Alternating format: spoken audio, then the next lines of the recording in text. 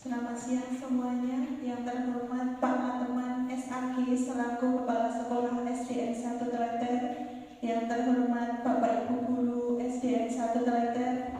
Pertama-tama marilah kita panjatkan puji syukur kehadiran Tuhan Yang Maha Esa karena berkat nikmat, rahmat dan karunia-Nya sehingga kita dapat berkumpul di tempat ini tanpa halangan suatu apapun. Perkenankanlah saya menyampaikan susunan acara pada siang hari ini. Yang pertama, pembukaan. Yang kedua, menyanyikan lagu Indonesia Raya. Yang ketiga, penyampaian materi oleh Bu Tatin Rohana. Yang keempat, lain-lain. Yang kelima, penutup. Mari kita buka acara dengan berdoa bersama-sama. Berdoa dipersilakan.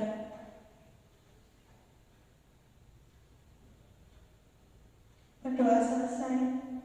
Acara selanjutnya menyanyikan lagu Indonesia Raya yang akan dipimpin oleh Bu Arum. Waktu dan tempat dipersilakan.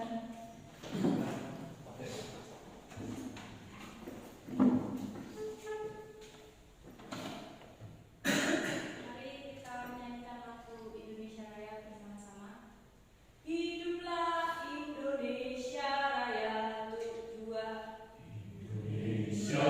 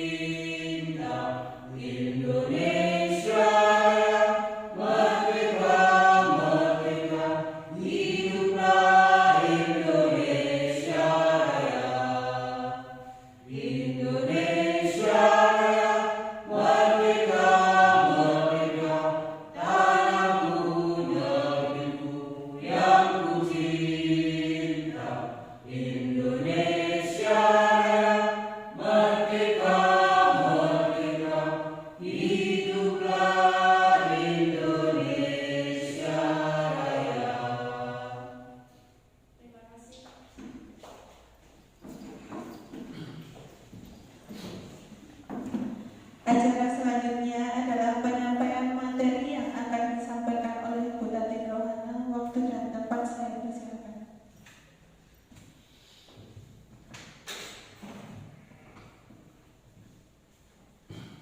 Terima kasih atas waktu yang diberikan pada acara. Bismillahirrahmanirrahim. Assalamualaikum warahmatullahi wabarakatuh. Yang terhormat Bapak Kepala Sekolah, yang kami hormati Bapak dan Ibu Guru SDN Negeri 1 Telaten. Perkenankan saya di sini akan menyampaikan yaitu pembahasan budaya positif, restitusi dan keyakinan kelas.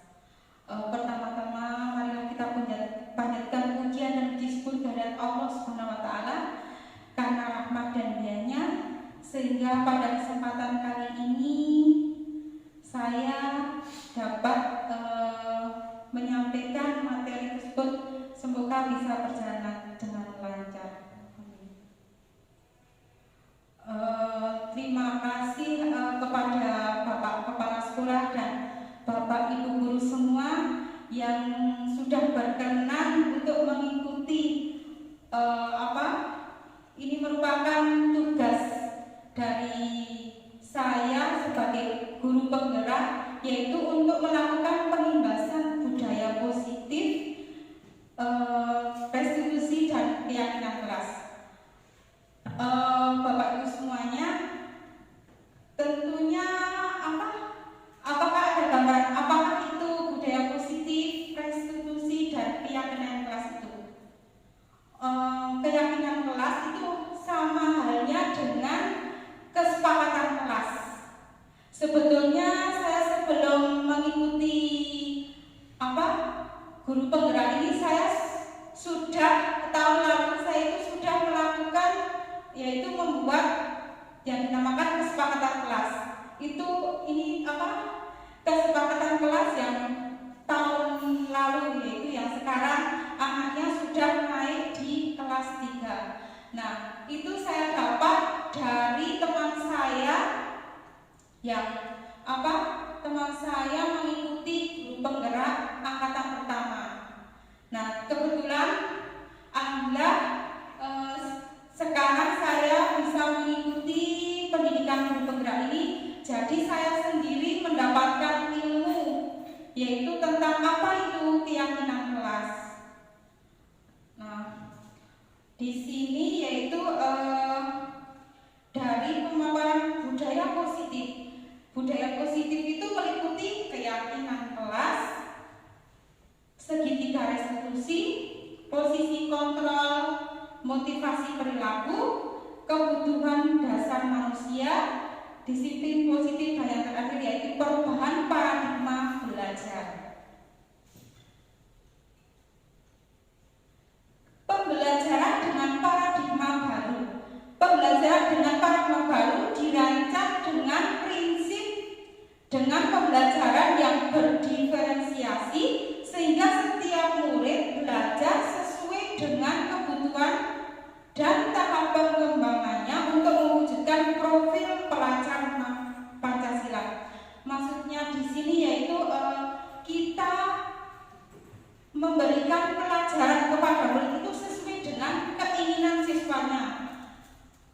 Misalkan dalam mengerjakan tugas itu tidak harus sesuai dengan tuntutan guru. Kamu harus mengerjakan tugas harus dengan menghafalkan maju, harus hafal ini. Tidak seperti itu, tapi dengan sesuai keinginan siswa, yaitu Bu Guru, misalkan Bu Guru saya akan dengan menulis, Bu Guru saya dengan akan membuat video. Nah, itu dengan sesuai keinginan siswanya atau kemampuan siswanya, tidak harus dengan keinginan gurunya, yaitu istilah sekarang yaitu pembelajaran dengan memerdekakan murid, yaitu sesuai dengan keinginan murid. Disiplin positif. Disiplin positif adalah sesuatu yang dilakukan seorang pada orang lain untuk mendapatkan kepatuhan. Maksudnya di sini yaitu misalkan kita membuat siswa atau kesepakatan kelas, yaitu dengan membuat kesepakatan, misal siswa datang terlambat dengan konsekuensi atau kesepakatan bersama, yaitu apa? Yaitu kita dengan siswanya supaya mendapatkan konsekuensi dari keterlambatan tersebut. Nah, sedangkan di situ tujuan guru adalah melakukan disiplin positif, yaitu menciptakan murid yang memiliki disiplin diri sehingga mereka berperilaku sesuai nilai kebajikan universal dan memiliki motivasi intrinsik bukan ekstrinsik. Maksudnya memiliki motivasi intrinsik itu motivasi yang berasal dari diri siswa sendiri. Jadi siswa itu misalkan dia melakukan atau mematuhi peraturan itu bukan karena terpaksa, tapi berdasarkan kesadaran diri siswa tersebut. Kemudian disiplin positif merupakan salah satu cara penerapan disiplin dengan menumbuhkan kesadaran serta memperdayakan anak untuk melakukan sesuatu tanpa melakukan keseganan, ancaman, ceramah maupun hukuman. Nah, misalkan contohnya anak tidak mengerjakan PR, terus anak tersebut kita suruh lari di lapangan. Sekarang kamu lari di lapangan 10 kali. Kira-kira itu termasuk hukuman yang positif apa enggak, Bapak Ibu gimana? Apakah itu termasuk disiplin positif atau menurut Bapak Ibu gimana baiknya?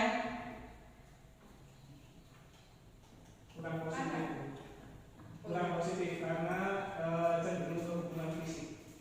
Ya, betul. Hukuman tersebut kurang positif karena cenderung ke fisik. Terima kasih Pak Slamet. Ya, sebetulnya untuk hukuman itu tidak harus melibatkan siswa melakukan sesuatu yang kiranya itu membebani fisiknya. Nah, kiranya kita buat keyakinan kelas, yaitu dengan tujuan kesepakatan bersama, yaitu antara siswa dan guru. Jika terjadi suatu pelanggaran dari peraturan yang dibuat di kelas, mereka tidak akan terpaksa atau merasa diancam. Aku misalkan nanti Pak mengerjakan, aku diancam, sehingga dia merasa terbebani dan akhirnya mendingan gak sekolah aja. Nah, itu bagi siswa kita akan merasa terancam sehingga tidak mengurangi motivasi untuk sekolah. Nah, tentu saja yaitu kebutuhan dasar manusia.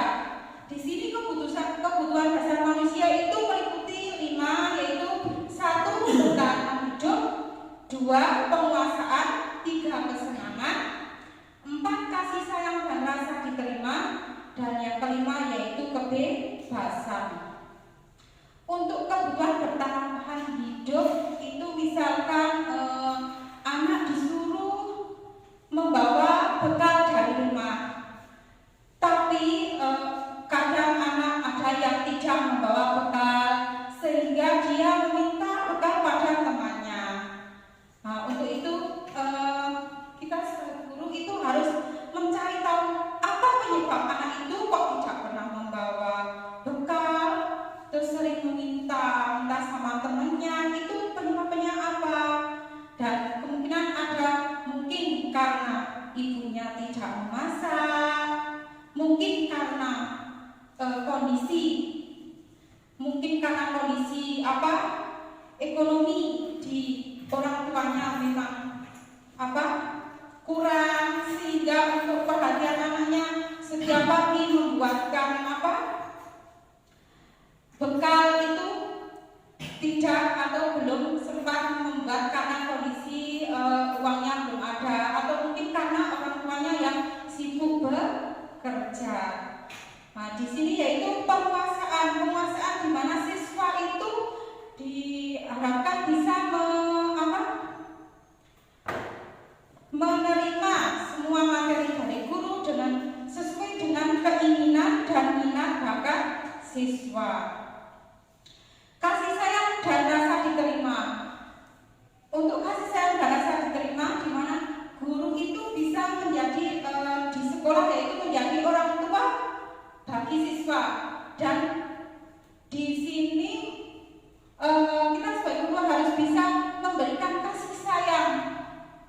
kasih sayang seorang guru kepada muridnya, seperti peran orang tua ketika di rumah, yaitu kepada anaknya. Karena kita sebagai guru di sekolah adalah orang tua bagi murid, sehingga anak itu bagaimana bisa menciptakan anak itu rindu akan sekolah, bukan malas untuk sekolah.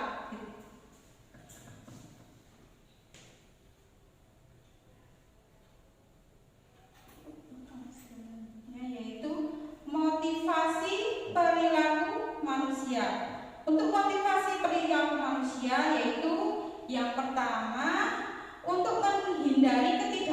kenyamanan atau hukuman, yaitu apa yang akan terjadi apabila saya tidak melakukannya.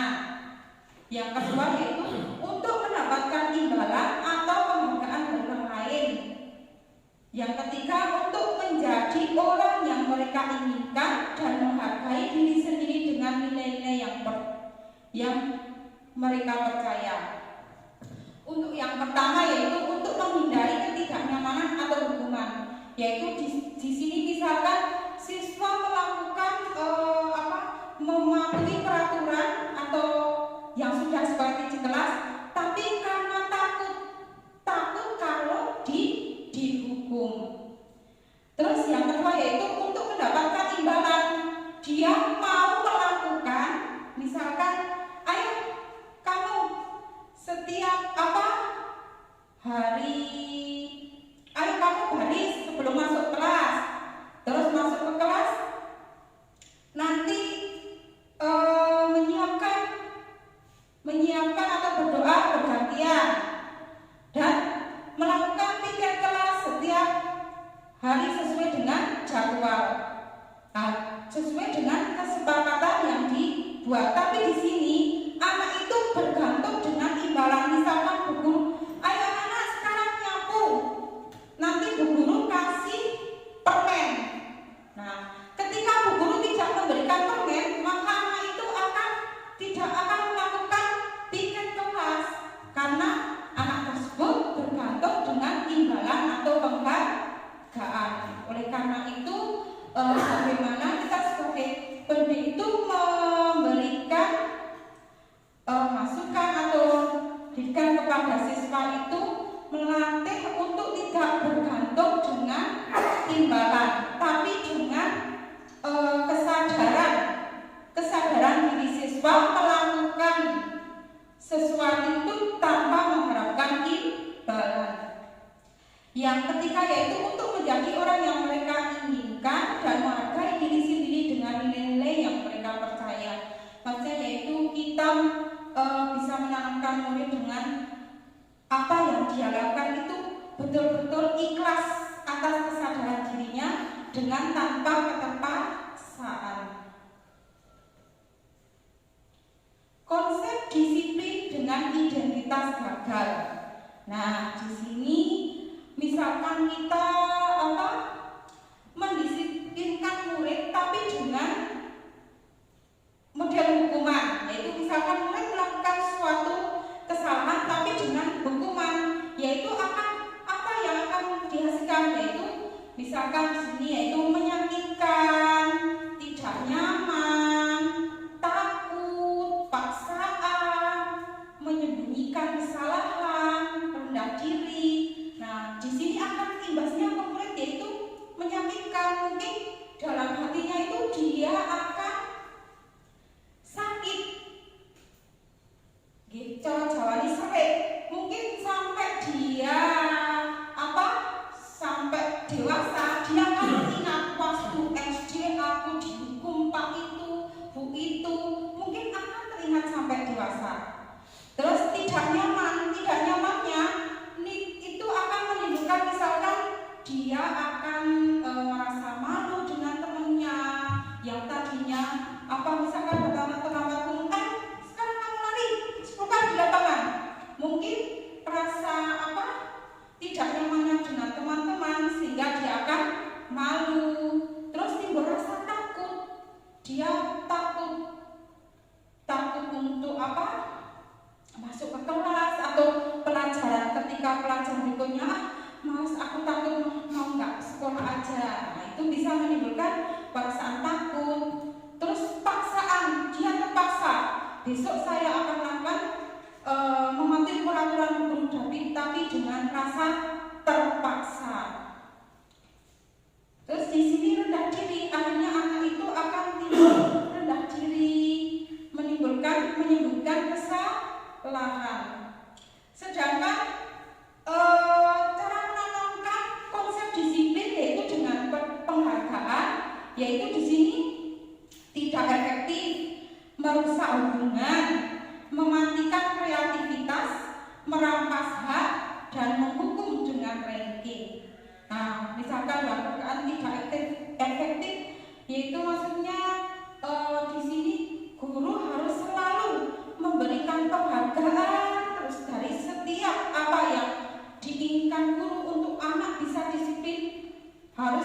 memberikan imbalan dan merusak hubungan, yaitu misalkan anak yang tidak melakukan ada anak yang tidak diberi imbalan, terus anak yang satunya diberi imbalan, sehingga menimbulkan yaitu hubungan antara teman yang satu dengan teman yang lain, yaitu saling iri.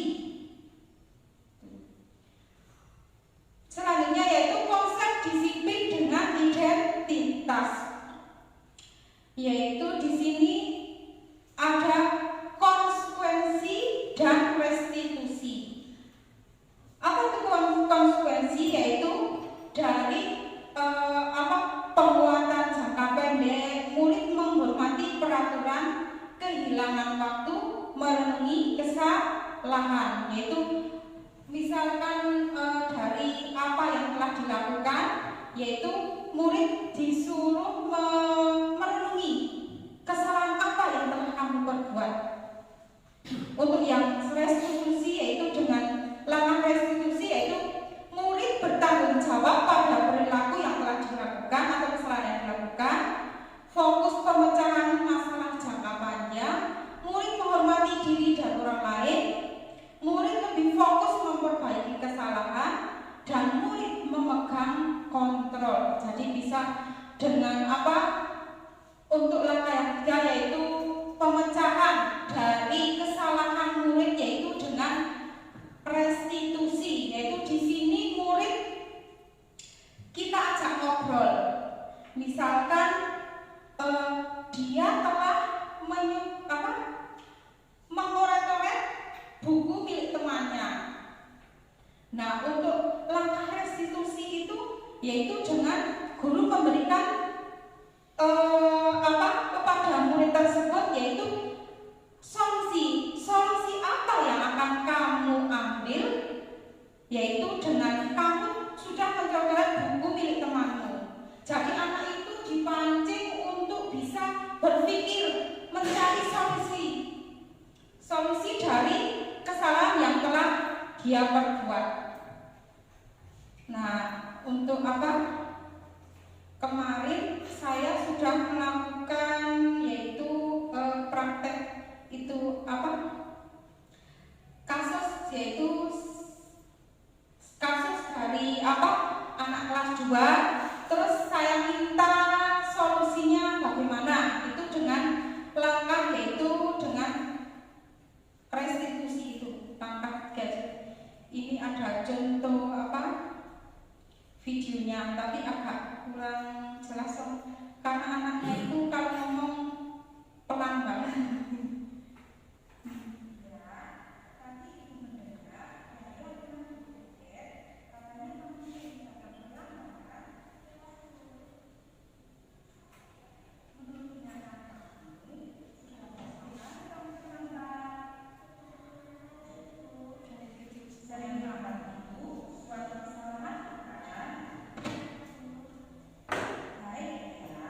Sering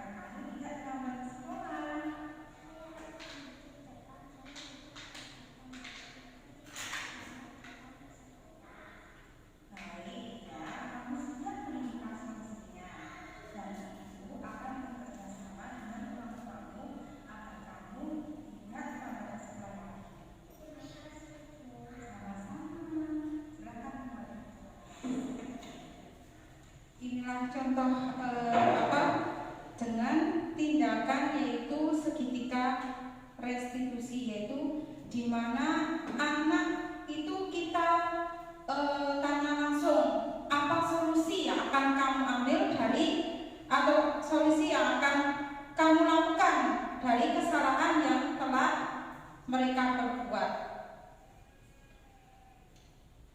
Nah, untuk selanjutnya yaitu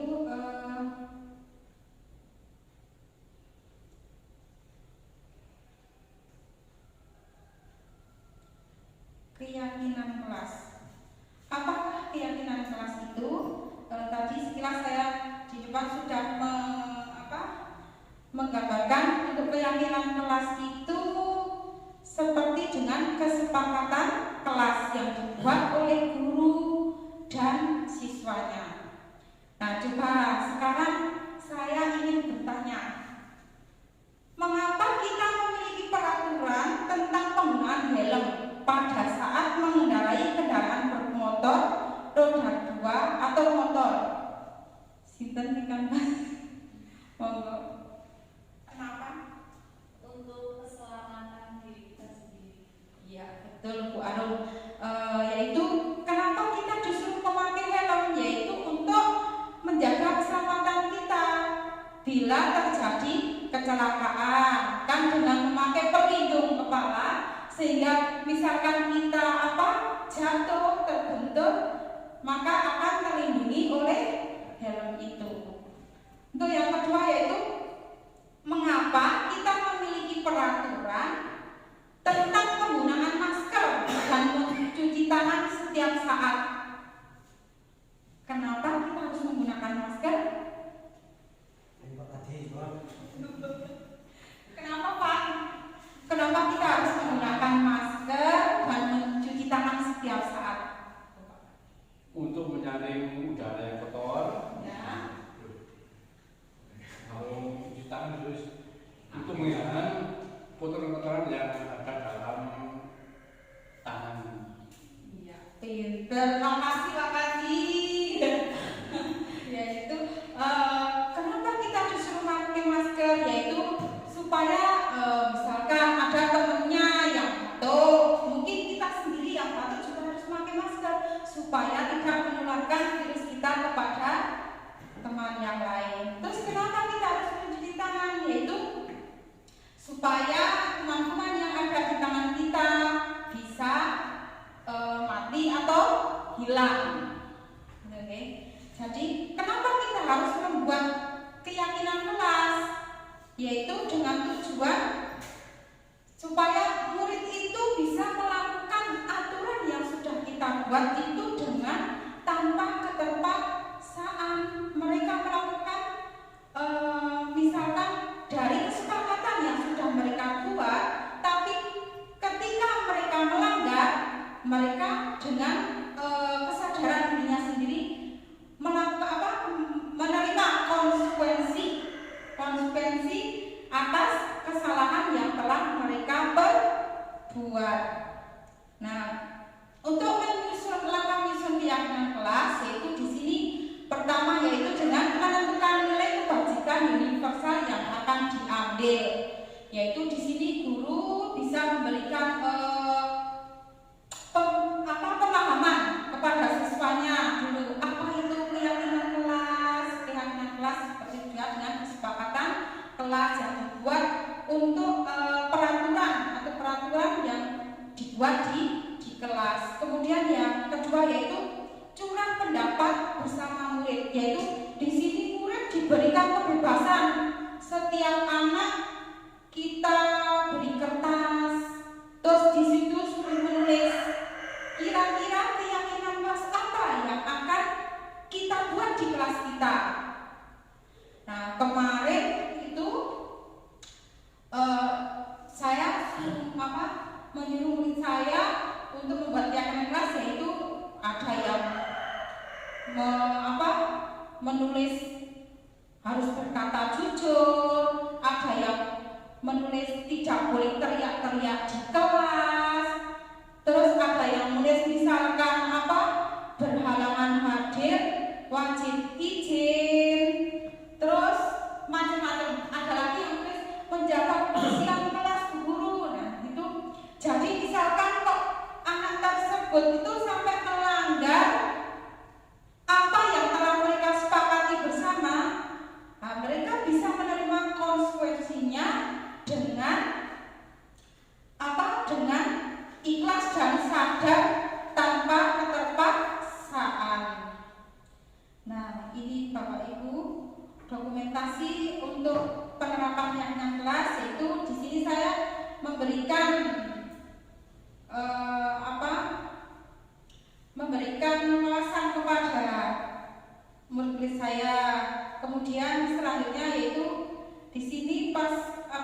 saya bagikan post-it itu seperti kertas kecil itu, saya suruh murid-murid saya untuk menulis apa yang menjadi amanah mereka untuk penerapan keyakinan kelas kita, yaitu mereka menulis sesuai dengan apa yang menjadi kesepakatan bersama.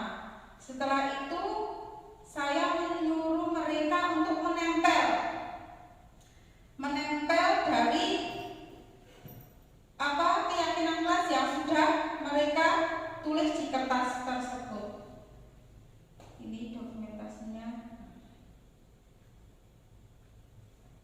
Itu saya suruh pasang di belakang. Di belakang sana mereka pasang bersama-sama dengan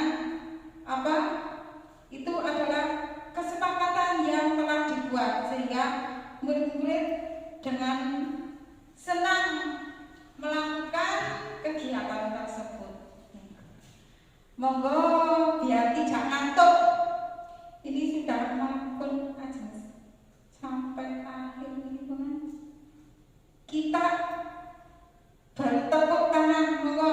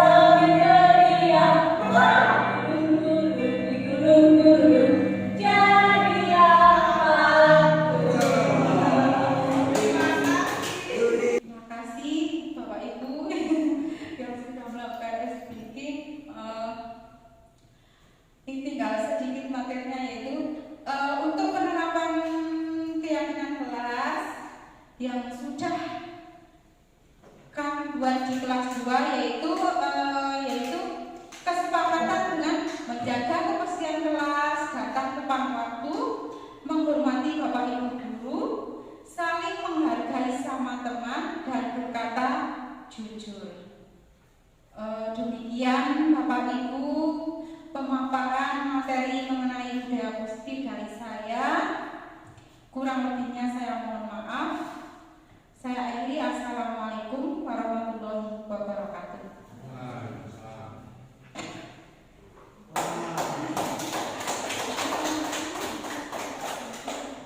Terima kasih Bu Tati, sangat bermanfaat sekali materinya. Acara yang selanjutnya yaitu lain-lain. Jika ada Bapak Ibu yang mau memberikan tanggapan, kami persilahkan.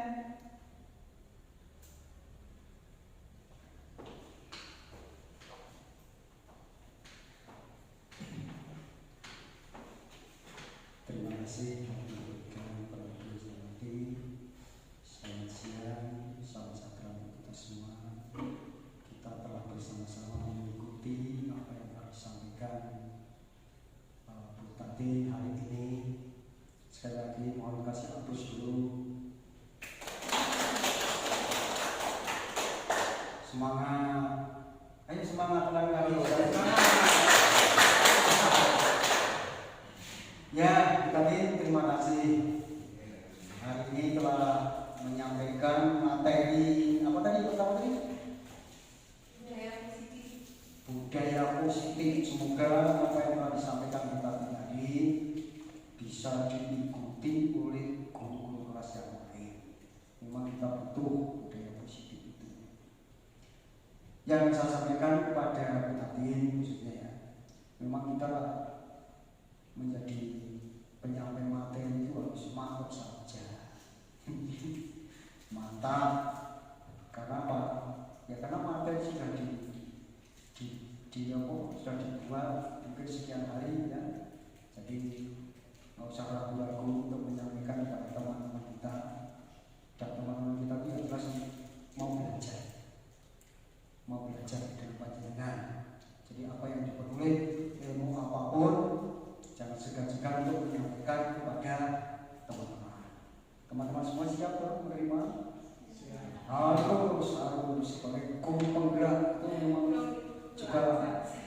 tidak gampang. Menjadi guru penggerak itu melalui proses, ya proses harus tekun, rajin dan semangat. Dan teman-teman mendukung, batin untuk semangat ya, terus berjuang. Semoga sukses sampai selesai. Terima kasih.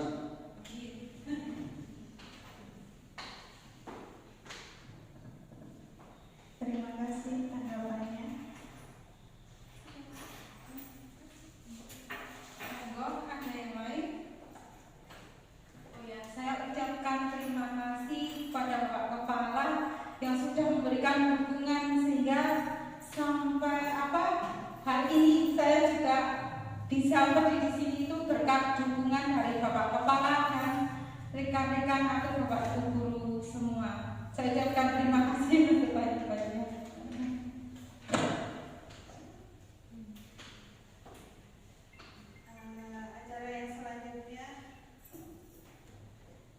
Acara selanjutnya penutupnya selesai sampai di ujung acara.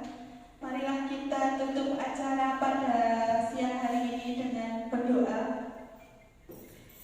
Berdoa dipersilahkan.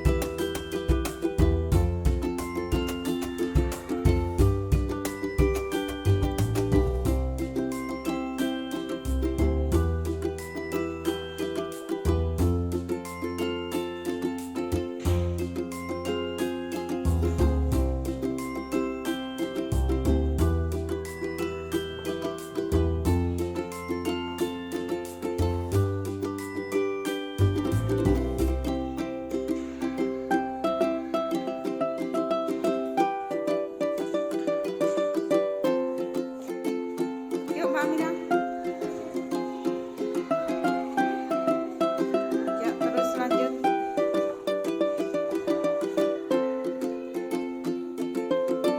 Lanjut.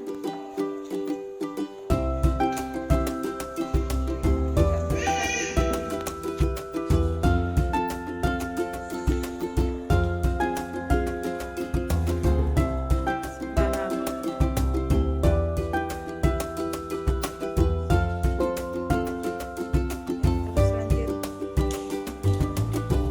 Digeser, ya, dirapikan Pak Olive. Geser lagi biar bisa muat, ya. Terus masih di sebelah sana. Ya. Ya, semuanya. Baiklah anak-anak, inilah keyakinan kelas yang telah kalian buat, yaitu di sini ada tidak boleh menghormati bapak ibu guru, terus menghormati sesama teman, kakak cucu, tidak boleh berlari di kelas, menjaga kebersihan kelas, tidak mencuri komplek. Jadi keyakinan kelas yang sudah kalian buat itu kita sepakati bersama dan kalian harus bertanggung jawab. Kalian sepakat dengan keyakinan kelas yang sudah kalian buat? Sepakat ya?